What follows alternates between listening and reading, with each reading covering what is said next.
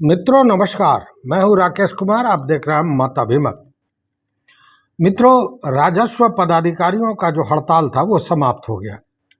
बिहार राजस्व सेवा संयुक्त महासंघ जो बना था इस हड़ताल के लिए, उसने आज एक प्रेस विज्ञप्ति जारी की और कह दिया कि हड़ताल समाप्त हो गया, मतलब सामूहिक अवकाश समाप्त हो गया और 4 मई से सभी अपने अपने काम पर रहेंगे, सभी अपना सेवा प्रदान करेंगे।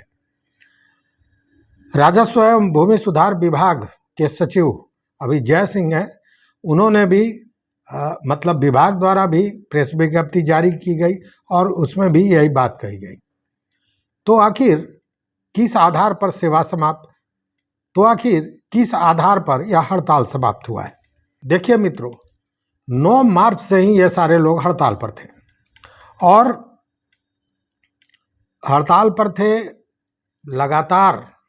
उस समय जो तत्कालीन मंत्री थे, जो उप मुख्यमंत्री हुए थे विजय सिन्हा, उन्होंने कई बार अपील की कि भाई आप काम पे आइए और सरकार आपकी मांगों पर सहानुभूतिपूर्वक विचार करेगी, लेकिन यह मानने को तैयार नहीं थे।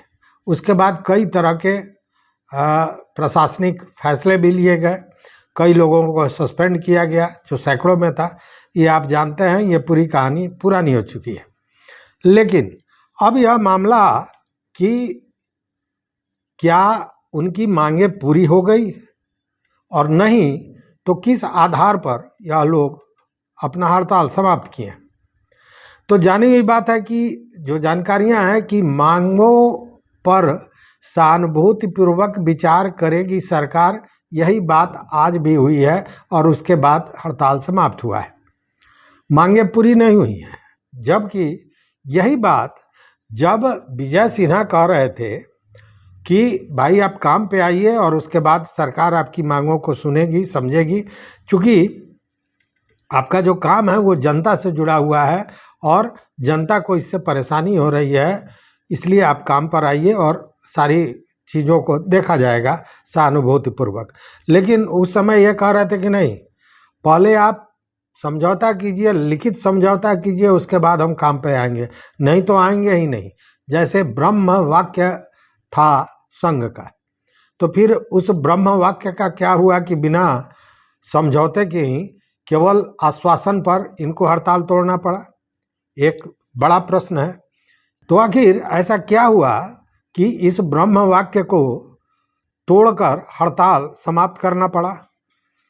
तो इस बीच में एक ही घटना घटी है राजस्व एवं भूमि सुधार विभाग में, और वह यह कि प्रधान सचिव सीके अनिल, जो वरिष्ठ आईएएस पदाधिकारी हैं, उनको उस पद से हटा दिया गया।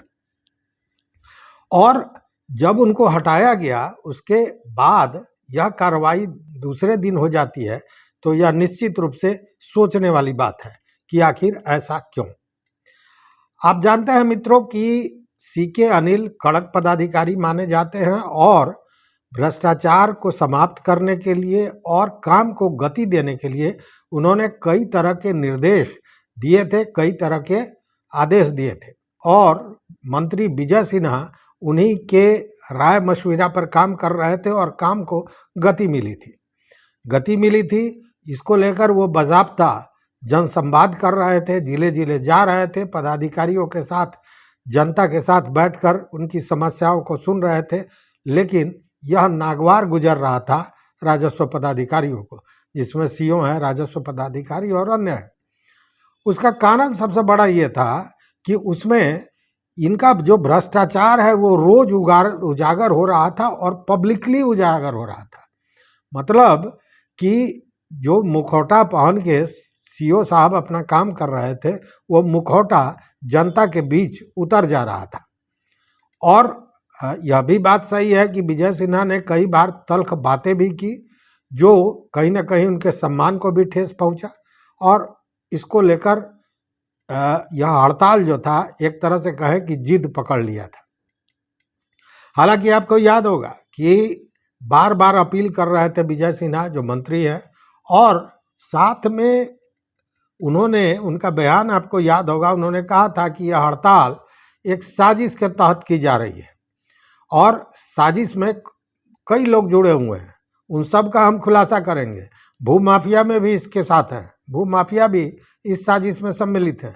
यह बातें कई बार विजय सिन्हा ने कही थी हड़ताल को लेकर, और वो सारी चीज़ें अब लगता है जैसे सच था। इसलिए कि सीके अनिल हटते हैं। देखिए, मंत्री बदले इसलिए कि सरकार बदल गई।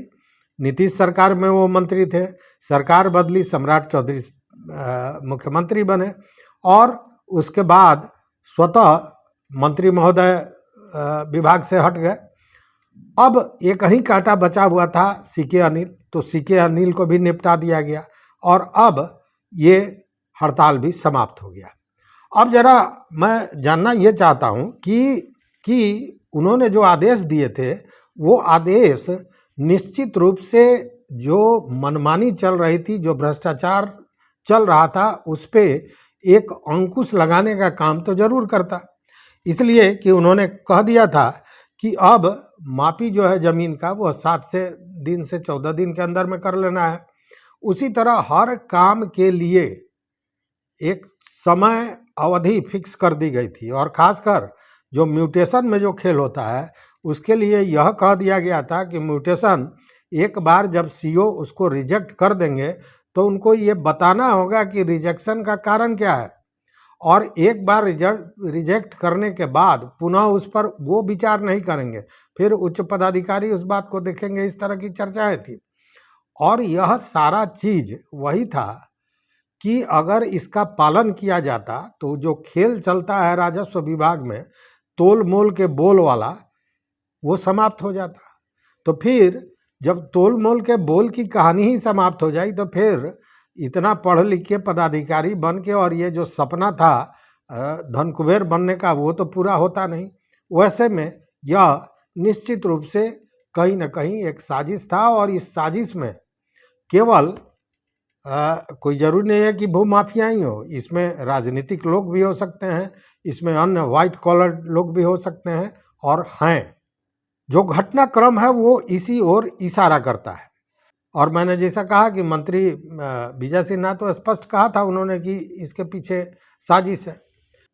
कई बार उनकी वार्ता हुई थी लेकिन कोई मानने को तैयार नहीं था और उस समय वो अपील कर रहे थे कि भाई जनता का काम इससे हर्ज हो रहा है, इसलिए आप लोग वापस आइए, सरकार सहानुभूतिपूर्वक आपके विचारों पर बात करेगी, मानेगी आपके बात को।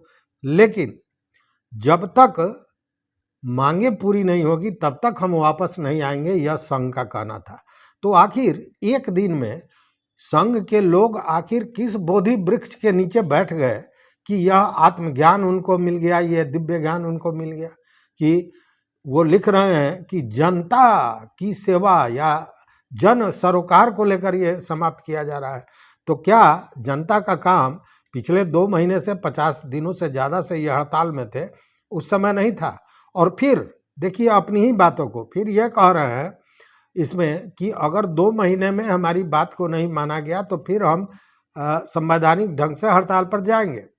अब जरा ये बताइए कि जब जब आवश्यकता आपकी अपनी है तब आपको जनता का सरोकार दिखाई नहीं देता है, और आज कौन से बोधि वृक्ष के नीचे बैठे कि दिव्य ज्ञान मिल गया और आपने हड़ताल समाप्त कर दिया।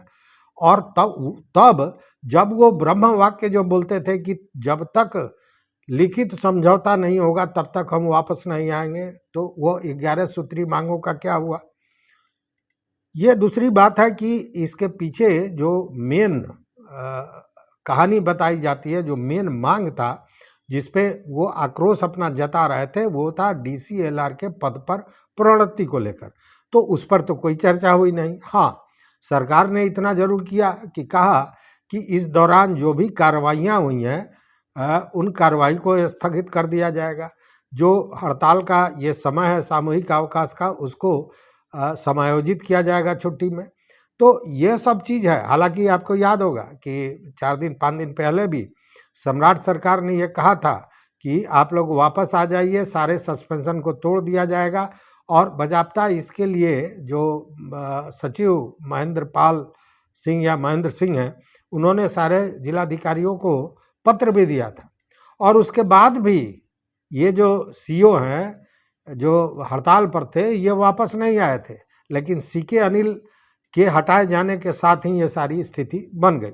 अब यहाँ दो सवाल उठता है कि क्या सीके अनिल को हटाना इनका मकसद था, या सीके अनिल के खिलाफ कोई मामला था, या फिर विजय सिन्हा तो स्वतः हट गए, उनके खिलाफ तो इन लोगों में आक्रोश था ही, और चूंकि उनको जो राय मशविरा दे रहे थे वो सीके अनिल ही दे रहे थे, इसलिए सीके अनिल पर इनकी टेढ़ी नज़र थी तो वो भी हट गए। तो क्या उसके चलते कि सीके अनिल को हमने हटा दिया, अपना पीठ थपथपाते हुए वो हड़ताल वापस किए हैं, या फिर सम्राट सरकार के कड़क फैसले और जो बहुत मजबूत प्रशासनिक वो निर्णय ले रहे हैं उसके भय से इनको वापस आना पड़ा, यह भी सवाल उठता है। चूँकि दो ही कारण हो सकता है, या तो इनकी देखिए मांगे तो पूरी हुई नहीं, उस स्थिति में इनका जिद था कि सीके अनिल को हटाया जाए तो वो हट गए इसलिए वापस चले आए, और साथ में सम्राट चौधरी की जो कड़क नीति है उसके तहत भी इनमें कहीं ना कहीं भय था कि भैया अगर ज़्यादा दांव पेच खेलेंगे तो खेला बिगड़ जाएगा। तो यह सारी चीज़ देखने वाली है, पर स्थितियां मुझे लगता है कि वो जो कहते हैं ना कि चौबे गए छब्बे बनने और दुबे बन के लौट आए, वही स्थिति बन रही है। इसलिए कि यह भले ही सीके अनिल को हटा दिया हूँ, लेकिन इस हड़ताल की स्थिति को देखते हुए, जनता की बेचैनी को देखते हुए जो सम्राट चौधरी ने फैसला लिया और ये कहा कि राजस्व एवं भूमि सुधार विभाग पर मॉनिटरिंग का काम सीधे सीएम कार्यालय से होगा, यह अपने आप में बहुत बड़ी बात है।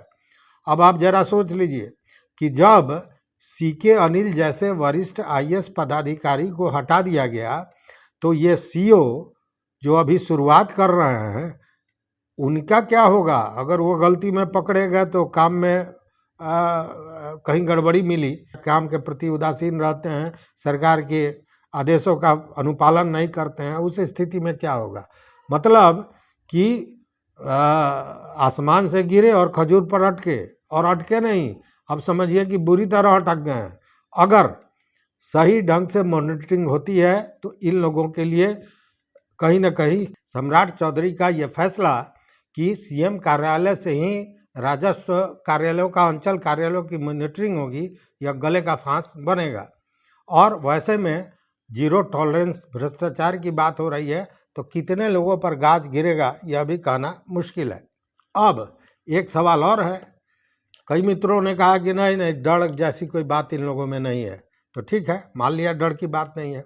तो अगर डर की बात नहीं है तो और भी खराब है, इसलिए कि सीके अनिल को हटाने के बाद इन लोगों का मनोबल इतना भारी हो जाएगा, इतना बढ़ जाएगा कि फिर ये तो किसी की बात मानेंगे नहीं, अपनी मनमानी करेंगे। अपनी मनमानी करेंगे और कर रहे थे जब सीके अनिल जैसे कड़क पदाधिकारी थे, और अब यह काम किसके जिम्मे है तो जय सिंह के। जय सिंह लंबे समय से विभाग में है और जय सिंह सौम्य और शांत प्रवृत्ति के पदाधिकारी माने जाते हैं, न्यायपूर्ण है। लेकिन सीके अनिल वाली स्थिति जय सिंह में नहीं है। तो जब वो सीके अनिल की बात नहीं मान रहे थे तो क्या जय सिंह सफल होंगे इनको इनसे काम लेने में? प्रशासनिक रूप से जो चाहते हैं वो ये करेंगे राजस्व पदाधिकारी? ये कहने वाली बात है और यह एक बड़ा प्रश्न है। खैर जो भी हो, अच्छी बात यह है कि हड़ताल समाप्त हुआ है और जैसा विभाग का कहना है, जैसा संघ का कहना है कि 4 तारीख तक सारे लोग अपने काम पर आ जाएंगे। संघ ने भी कहा है, विभाग ने भी कहा है कि जो काम है वो त्वरित गति से अब होगा, जो बाधाएं थी वो समाप्त हो गई हैं। तो ये एक अच्छी बात है, और अगर जय सिंह की पहल से ये हुआ है तो निश्चित रूप से वो बधाई के पात्र हैं। लेकिन सबसे बड़ी बात यह है कि अंचल कार्यालय जिस चीज़ के लिए अब तक बदनाम रहा है वो रहा है भ्रष्टाचार का। तो क्या सम्राट सरकार और जय सिंह इस भ्रष्टाचार पर रोक लगा सकेंगे, ताकि जो जनता में एक आशा बंधी थी, विजय सिन्हा और सीके अनिल जो काम कर रहे थे उससे एक आशा बंधी थी कि अब उनका मोचन, उनका शोषण अंचल कार्यालयों में नहीं होगा, क्या वह आशा विश्वास में बदल सकता है? यह एक बड़ी बात है। हालांकि सारे पदाधिकारी वैसे नहीं हैं, मैं स्पष्ट कहना चाहूँगा, बहुत से पदाधिकारी ऐसे हैं जो सही में सेवा करते हैं और कर रहे हैं, लेकिन ज़्यादा जो संख्या है वो उन लोगों की है जो अपने हिसाब से सारे काम को करना चाहते हैं। तो इस पूरे वीडियो पर आपका क्या मत है, आपका क्या विचार है, ज़रूर हमारे कमेंट सेक्शन में जाके बताइए। और चैनल पर नए हो तो सब्सक्राइब कीजिए, लाइक कीजिए, दोस्तों के साथ शेयर कीजिए और अपना विचार जरूर दीजिए। बहुत बहुत धन्यवाद, कोटिशाह आभार।